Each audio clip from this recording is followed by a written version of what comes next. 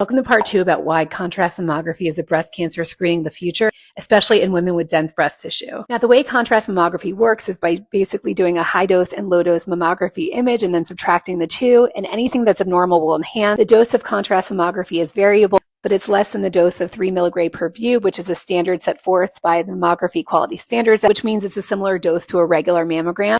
But it's so sensitive and specific that it could potentially avoid extra images in the long run and extra radiation. Contrast mammography images take less than 10 minutes to acquire. You don't have to go into that crazy MRI machine, and it's significantly cheaper than an MRI. It's essentially the cost of a diagnostic mammogram plus contrast. Another added benefit of contrast mammography is that we interpret contrast mammography in real time. So if we need extra pictures or ultrasound images, we can get those, and you essentially leave your appointment with your results, whether this is benign or needs a biopsy or needs short-term follow-up.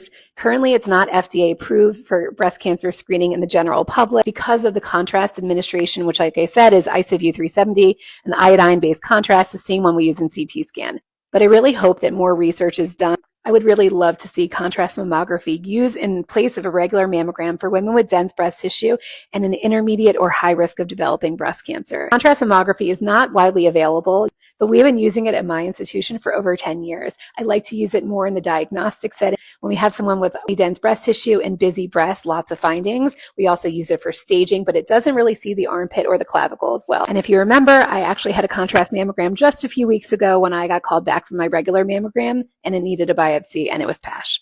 Another added benefit is that contrast mammography can be used in pregnant patients where a breast MRI cannot. I'm actually doing a study with Dr. Cardano on this current topic. Had you heard about contrast mammography before? Let me know in the comments.